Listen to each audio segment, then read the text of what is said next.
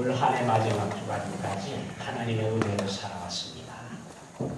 남은 날 하늘의 복을 누리며 살아가는 여러분이 되시기를 예수님의 이름으로 축복합니다.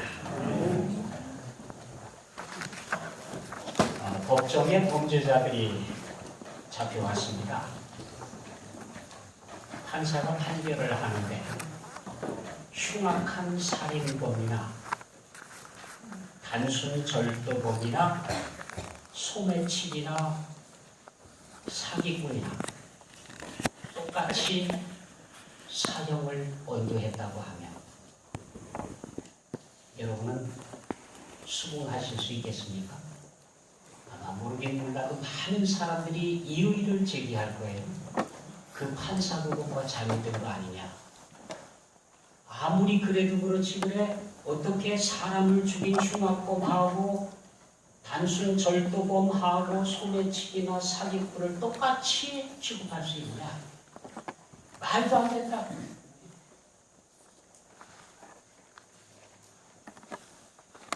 이건 부당합니다. 그렇지요. 부당하다는 생각이 듭니다.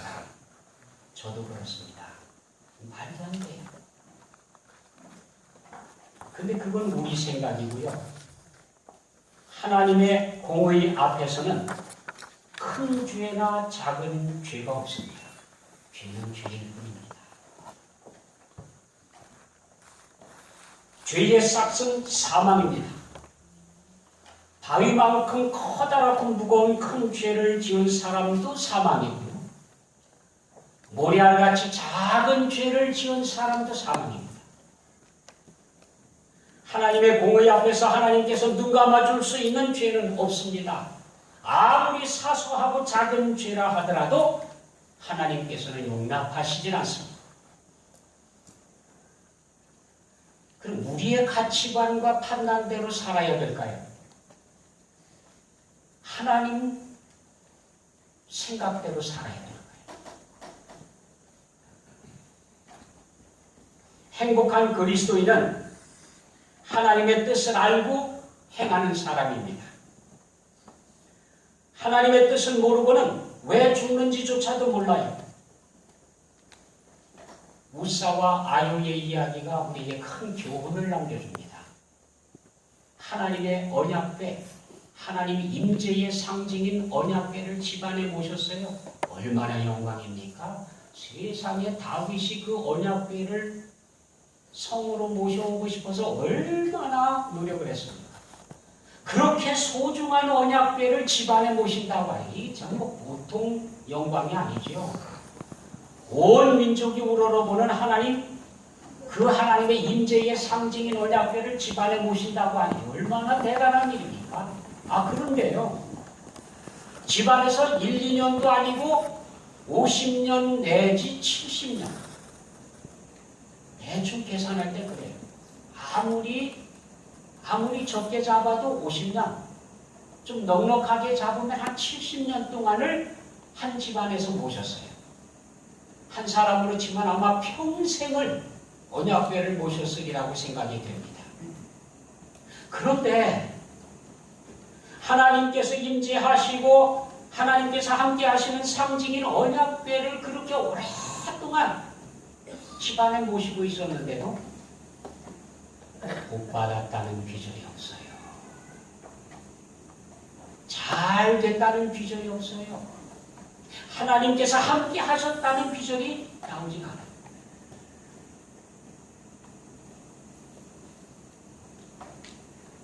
그런데 다른 집안에는 이 언약궤를 임시로 갖다 놨어요.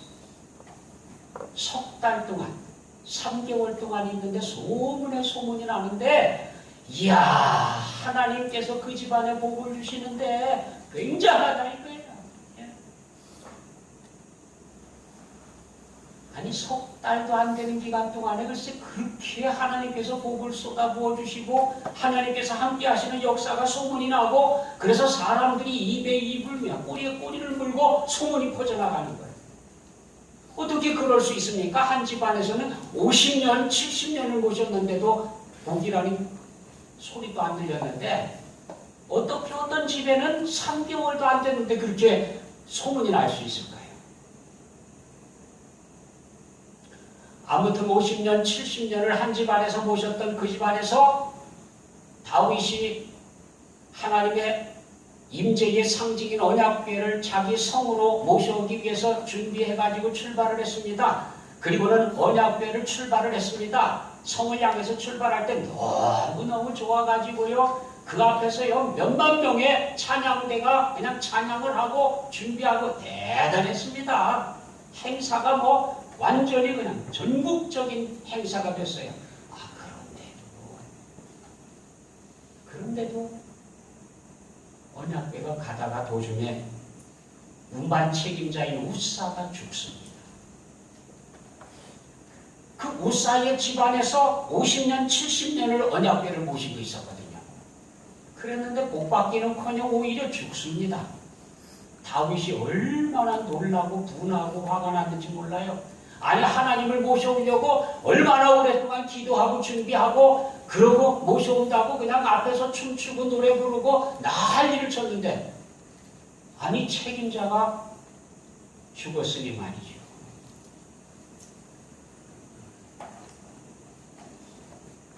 왜 이런 일이 일어나느냐?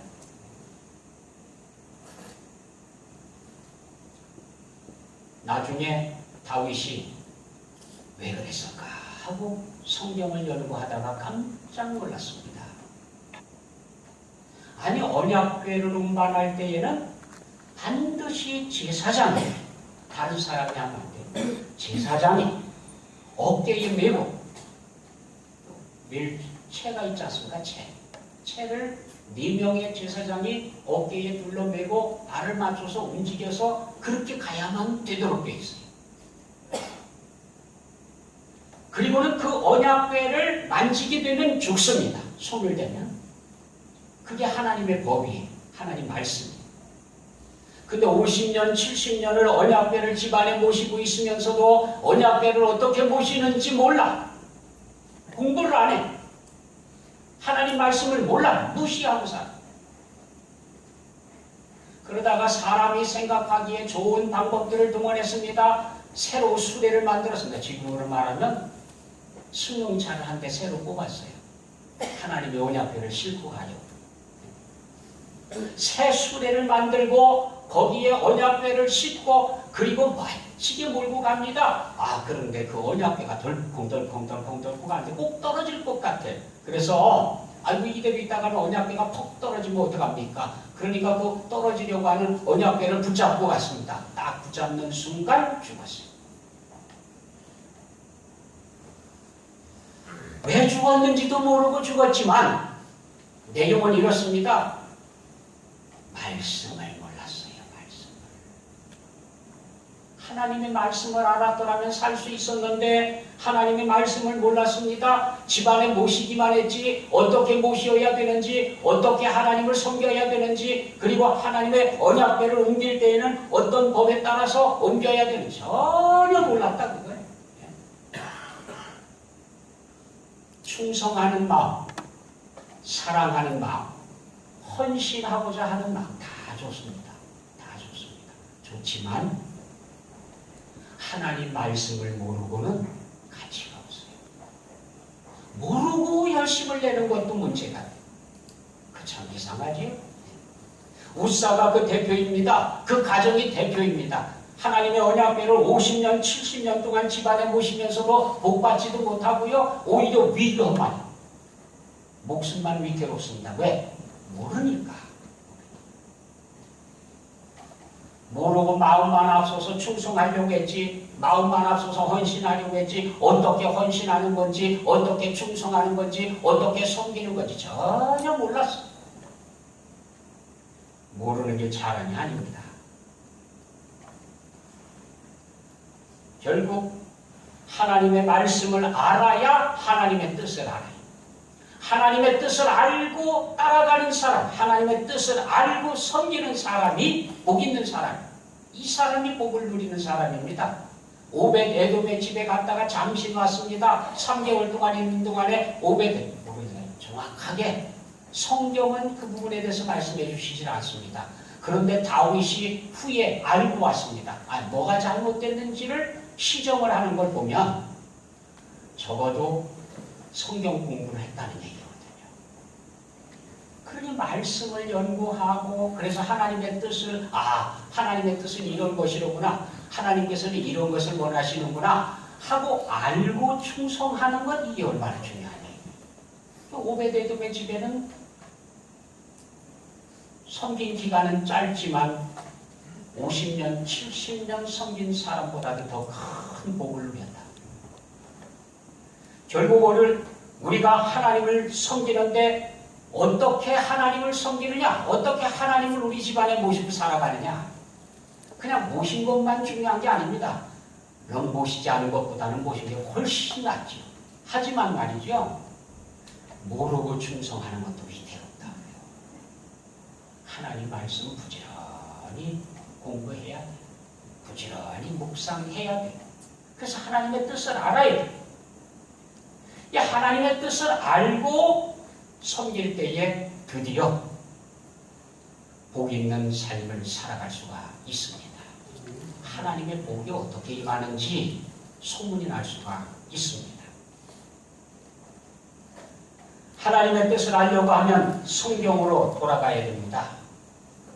금년 마지막 주간 또 이제 새해를 열기 위해서 어떤 말씀을 묵상하는 것이 좋을까 생각해 보니 처음도 끝도 매 순간도 우리는 하나님의 말씀, 성경으로 돌아가야 된다. 하나님의 말씀으로 복귀해서 그 말씀을 보고 배우고 묵상하고 그렇게 살아가야 돼요. 성경을 통하여 하나님께서 우리에게 말씀하고 계시는데 하나님께서 우리에게 들려주시고자 하시는 말씀, 그 말씀에 귀를 기울여야 그래야 하나님의 백성으로 살아갈 수가 있습니다. 하나님께서 말씀하실 때에는 조언하시는 말씀을 들려주기도 하시고 책망의 말씀을 들려주시기도 하시고 바르게 하는 말씀을 들려주시기도 하시고 의의 말씀을 들려주시기도 하십니다. 어떤 말씀들은 우리가 듣기에 조금은 좀 거북하고 혹은 부담이 되고 혹은 좀요 마음에 차지 않는 그런 말씀들도 있습니다. 어떤 말씀들은 달콤합니다. 송이꿀보다도 더 달게 들려집니다. 은혜가 되는 말씀도 있고요. 어떤 말씀은 부담이 되는 말씀도 있고요. 그렇습니다. 하지만 편식을 하면 안 돼요. 편식. 하나님의 말씀은 골고루 다 받아야 돼요. 교훈의 말씀도 책망의 말씀도 바르게 하는 말씀도 의의 말씀도 복의 말씀도 어떤 말씀이든지 편식하지 않고요. 골고루 다 묵상하고 듣고 받아들이고 그렇게 돼요.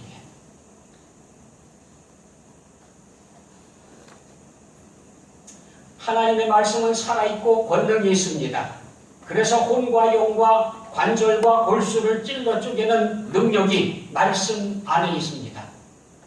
우리는 우리가 하나님의 말씀을 분석하고 있다고 생각하지만 하나님의 말씀을 읽노라면 하나님의 말씀이 나를 분석하고 계십니다. 하나님의 말씀이 나를 판단하시고 하나님의 말씀이 나를 감찰하시고 하나님의 말씀이 칼날을 세워서 나를 찔러 쪼개면서 분석하십니다. 우리는 하나님 앞에 적나라하게 다 드러나요. 어떤 주인인지 어떤 마음을 품고 살아가는지 우리 마음의 뜻과 생각까지 전부 다 드러내놓습니다. 내 마음속 깊은 곳에 감추어뒀던 오랜 동안 꺼내지 않았던 그런 깊은 마음조차도요 하나님의 말씀을 길어냅니다. 하나님의 말씀을 읽으려면 느닷없이 공중에 탁 떠올라가지고요 당황하게 돼요.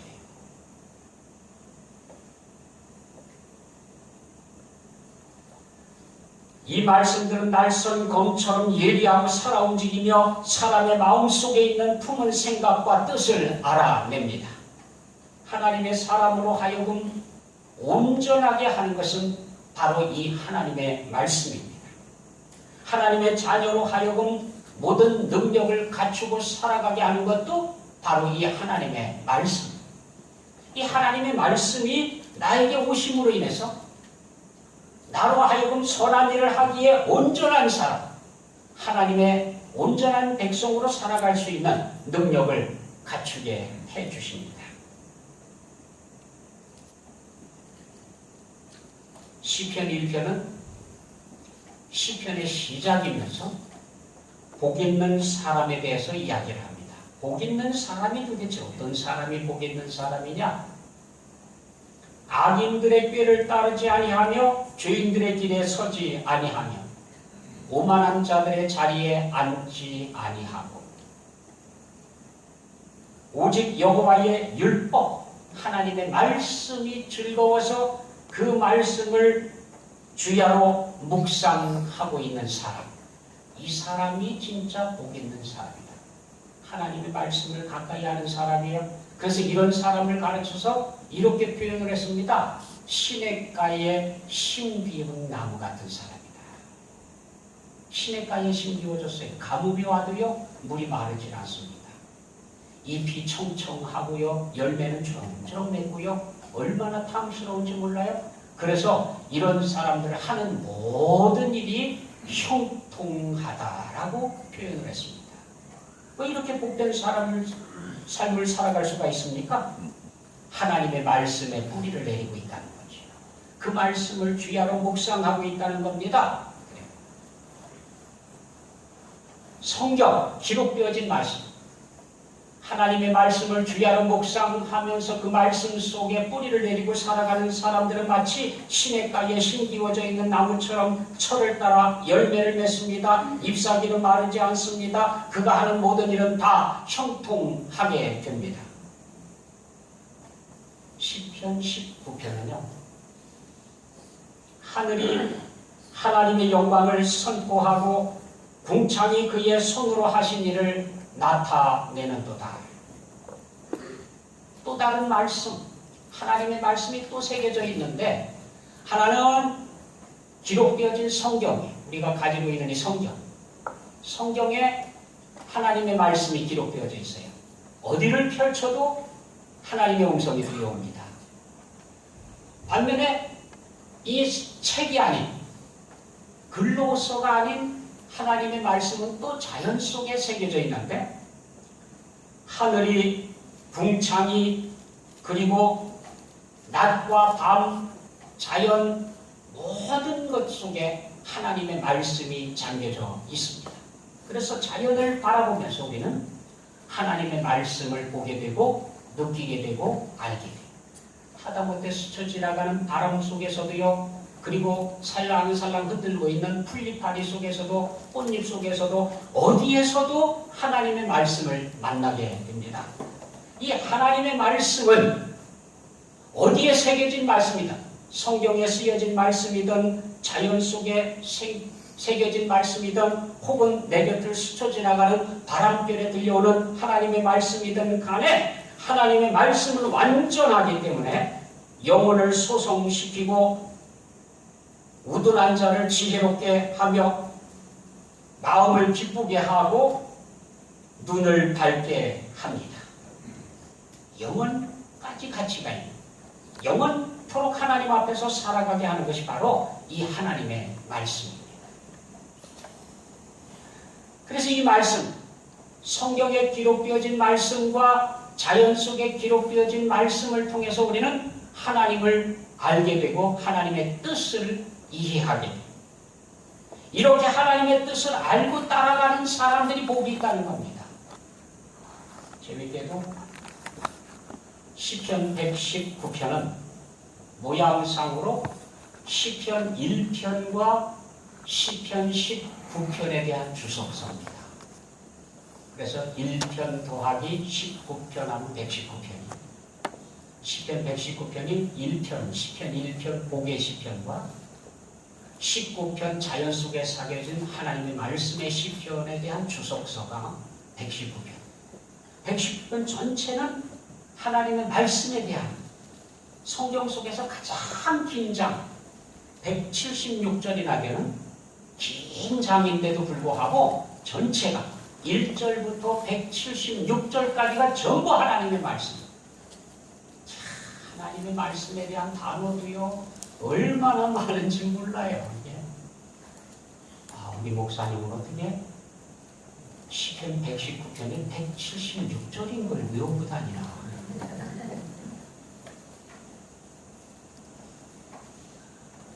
히브리어 글자가 22글자거든요.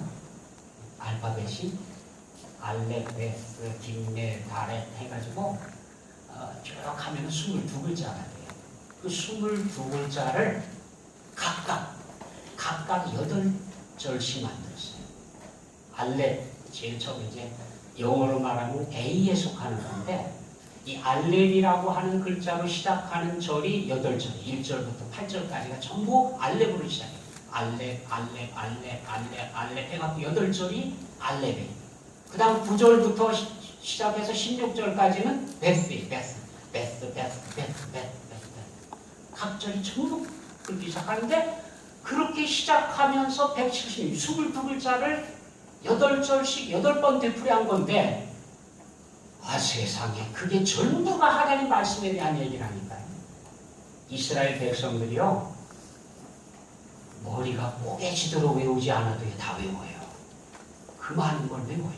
어떻게 외웁니까? 글자를 알으니까. 알렙이 8절 나오거든요. 8번 나오거든요. 베스가 8번 나오거든요. 그러니까 단어만 알고 있으면 금방 외워요.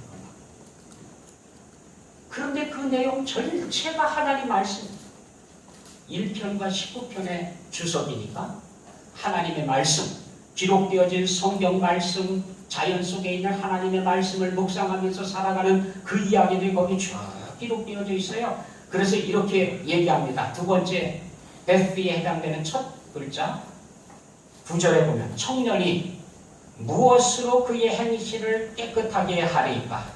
주의 말씀만 지킬 따름이니이다. 우리가 어떻게 꼭 청년만 그런 게 아니에요. 특별히 청년을 얘기하는 것은 청년들은 정말 어디를 튈지 몰라요. 요즘 애들 쳐다보면요, 우리도 젊을 때 그랬을 텐데 우리 때는 생각 안 나요. 가만히 보면 정말이지 어디로 튈지 몰라. 생각도 그렇고 행동도 그렇고요. 이게 뭐 순간순간 그냥 달라요. 순간순간.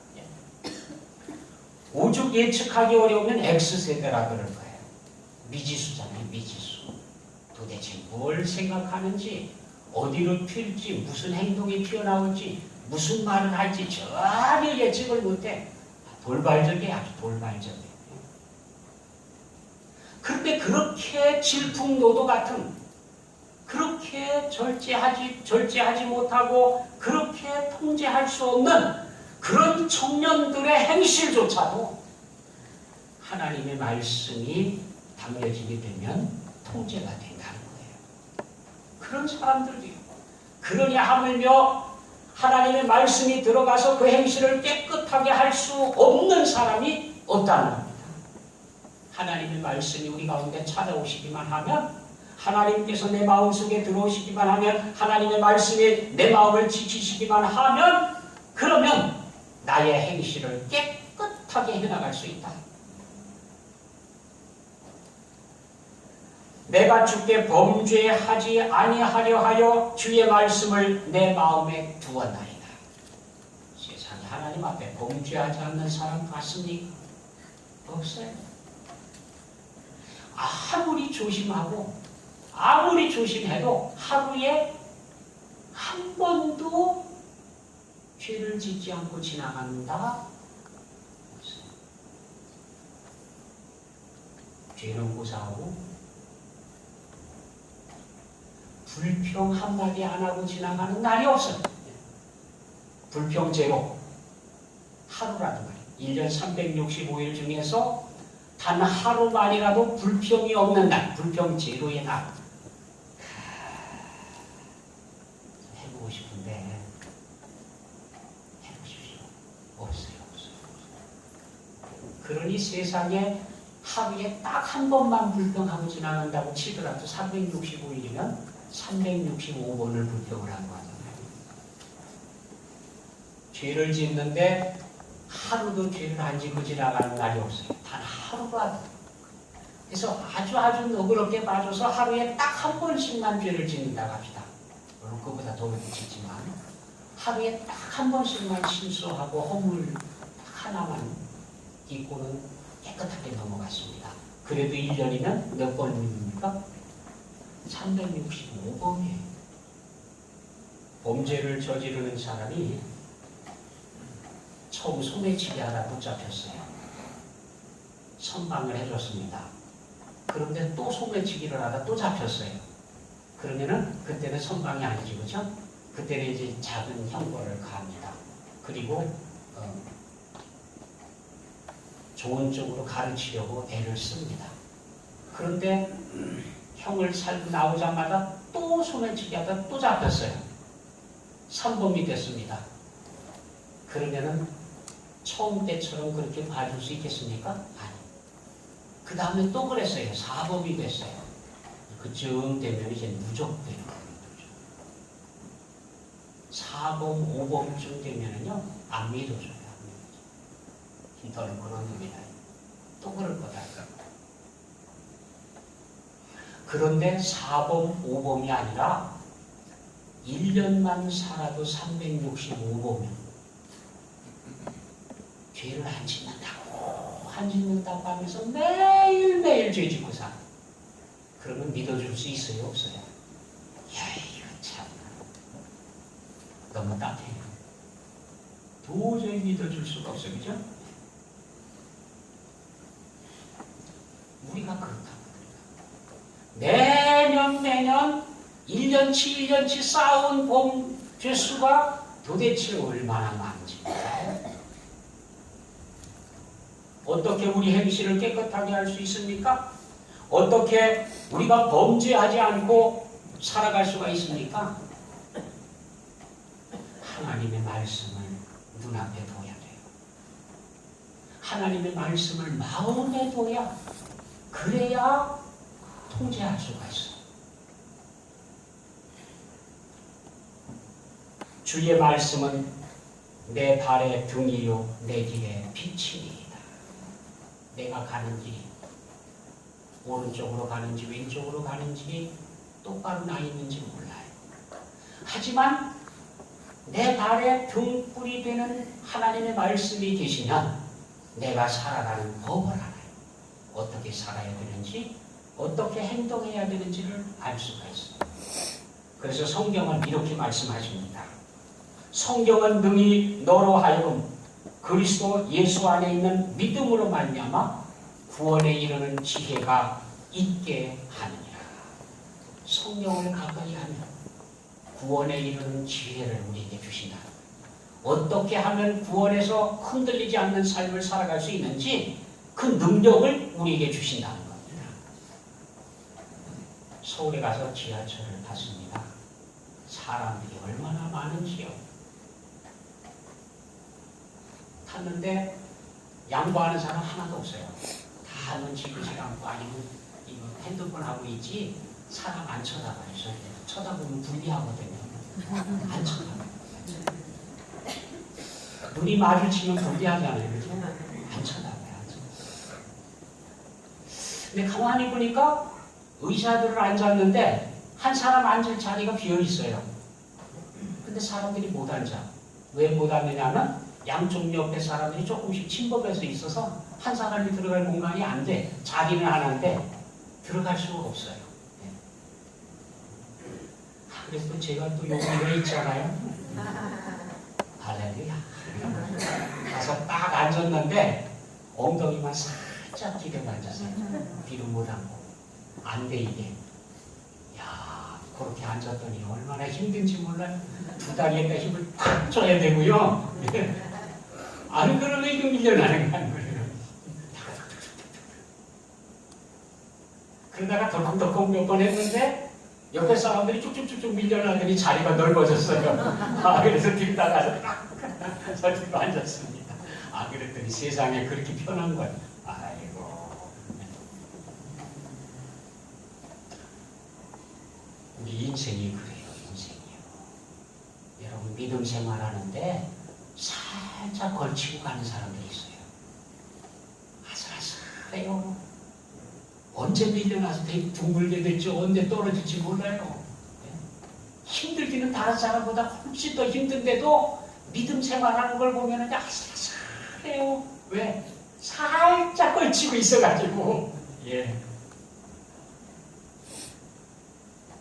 믿음 생활을 하더라도 안전하게 물러 앉아야지요. 뭐가 우리의 안전입니까?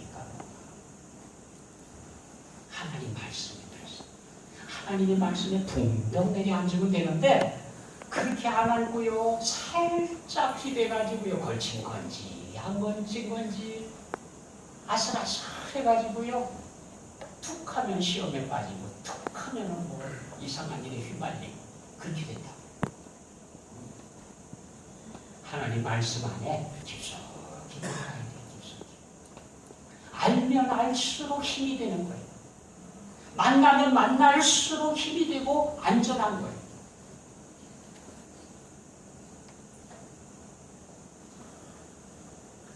하나님께서는 우리에게 이렇게 말씀해 주십니다.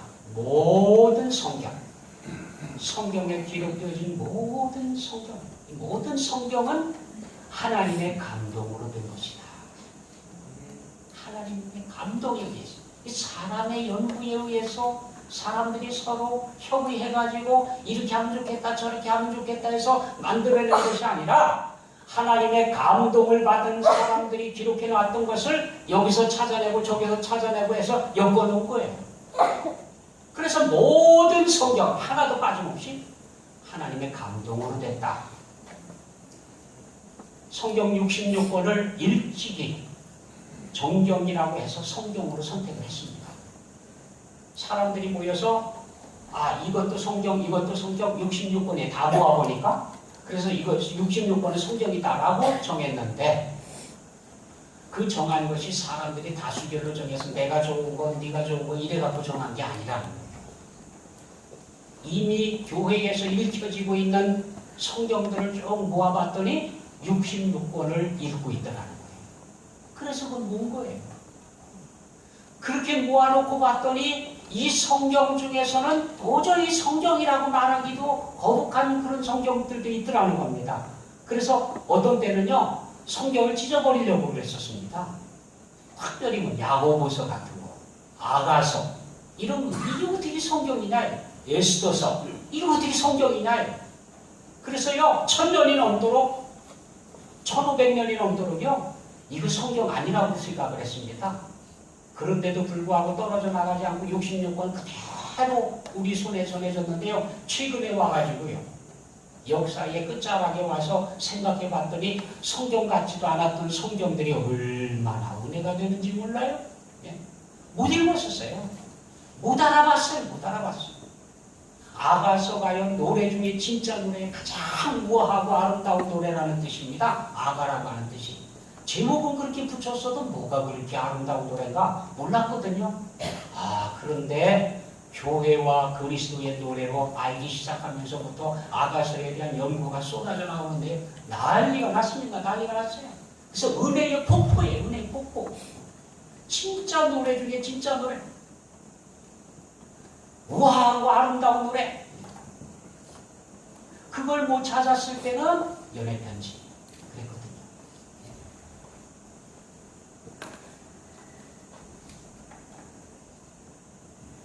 우리가 못 알아봤을 따름이지 하나님께서는 우리에게 말씀하고 계셨던 거예요. 그 음성을 누군가가 듣고 이게 하나님의 음성으로 들려오기 시작하니까 그때부터 정말 그 가치가 빛나기 시작해요. 정말 하나님의 말씀이에요. 모든 성경은 하나님의 감동으로 된 거다. 그리고 그 하나님의 감동으로 되어진 말씀은 하나님의 감동에 의해서 또 문을 열어주십니다. 성령의 조명을 따라서 하나님의 말씀이 문을 열어주시기 시작하면 그 말씀이 나에게 말씀을 걸어오고요. 그 말씀이 나를 분해하고요. 나를 찔러 쪼개고요. 수술을 하고요. 별별 역사가 다 나타나는 거예요. 그 말씀 속에는 교훈하는 말씀, 책망하는 말씀, 다르게 해주는 말씀, 의로 교육해주는 말씀, 그리고 나로 하여금 온전하게 하는 말씀, 선한 일을 할 수 있는 능력을 주시는 말씀들이 쫙 나열되어 있어요. 그래서 하나님의 말씀은 마치도 믿는 사람들의 무기고예요. 무기창고예요. 영적 무기들이 즐비해 있고요. 영적 보석들이 가득 차 있습니다. 그 누가 발견하고 꺼내 쓰느냐? 하나님께서는 우리가 지금 그걸 꺼내 쓰기를 바라고 계시는 거거든요.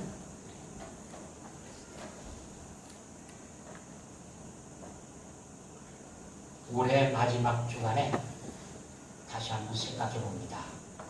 마지막과 시작, 그리고 하루하루 살아가는데 가장 중요한 원칙이 뭘까 생각해 봅니다. 생각해 보니 하나님의 말씀, 성경으로 돌아가자. 종교개혁자들이 종교개혁을 일으킬 때에 슬로건을 내걸었습니다. 오직 말씀으로 돌아가자. 오직 말씀으로. 솔라 스크립트라이. 오직 말씀, 기록되어진 성경, 이 성경 말씀으로 돌아가자. 그 길만이 우리가 살 길이다. 그렇게 외쳤습니다. 지금 와서 21세기의 끝자락, 이제 모든 것들이 다 준비가 끝난 것 같아요. 완벽하게 주님 심판하실 준비가 다 끝난 단계가 아닌가, 그렇게 보여진다고 확신합니다. 자, 여기에 가장 안전하고 가장 행복한 안전이 있다고 하면 뭘까 생각해 보면서 우리도 역시 종교개혁자들이 외쳤던 것처럼 오직 성경, 오직 성경으로 돌아가자. 우리가 지금 찾아야 할 것은 성경이다. 성경. 하나님의 말씀으로 돌아가는 길만이 우리가 살 길이다. 인류의 희망은 성경으로 돌아가는 길밖에 없습니다. 아무리 사람들이 쌓아놓은 산업, 무슨 과학, 의학 막 떠들어봐야 불안합니다. 불안해요.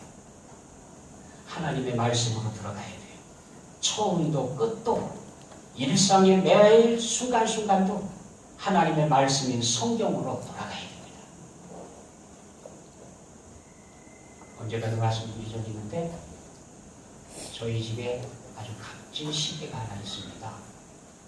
이름께나 달고 있는, 상표 달고 있는, 이름을 얘기하면 그 시계 이렇게 다 알아듣는 그런 시계가 있어요. 야, 대단히 소중하죠? 그런데 감춰진 비밀이 하나 있습니다. 그것을 선물로 받았는데 선물로 받고 지금까지 한 번도 안 맞았어요. 시계가 안 맞아. 이름만 그럴 때 이름만.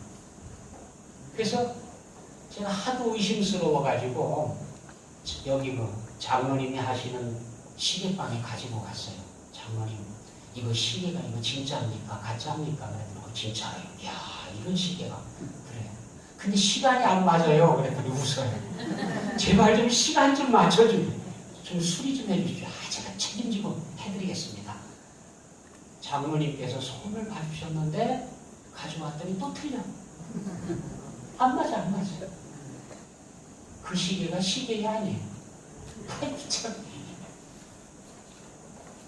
아직까지도 팔아치우지도 못하고 갖고 있어. 내버리지도 못하고 저 쓰레기통에 갖다 버리고 그러면서 그냥 갖고는 있는데 꺼내보지는 않아요. 왜? 되기가 싫어. 시간이 안 맞으니까 꺼내기도 싫어.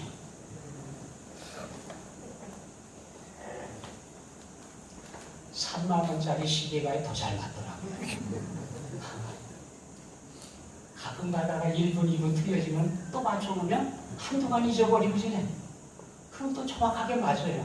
그것도 좀 틀린다 싶으면 또 한 번 맞춰주면 돼. 그러면 또 맞아요.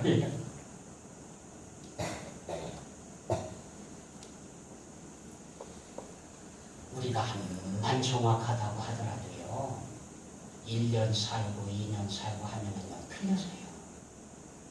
빨라지기도 하고 느려지기도 하고요, 엉뚱하기도 하고요. 그렇습니다. 방법은 뭐예요? 맞추고 가면 된다. 다시 맞추면 돼요. 어디에다 맞출 겁니까? 기준이 있어야지. 기준이. 틀린 시계 쳐다보고 맞추면 똑같아요. 그렇죠? 정확한 시계에 맞춰야 되잖아요. 인생을 어디에다가 맞출 거냐 이게. 성경에다 맞춰야 된다. 하나님께서 기록해 주시는 이유가 바로 그겁니다. 여기에 맞춰라 이거. 여기에 성경에다 맞추고 가야 돼. 이제 올해도 이제 몇 시간 안 남았습니다. 그러면 금년 2018년도를 마지막 마무리하면서 마지막 다시 한번 점검을 해야 돼. 내가 지금 얼마만큼 빨리 가고 있나, 얼마만큼 늦어져 있나 좀 맞춰야죠. 튜닝을 해야 돼. 튜닝. 성경에다가 튜닝을 해야 돼. 성경 말씀의 기준으로 해서 내가 너무 빨랐구나, 내가 너무 느렸구나, 좀 조절을 하고 맞추는 거예요. 악기도 튜닝을 해야 돼요. 튜닝하지 않는 악기는요, 소음만 내죠.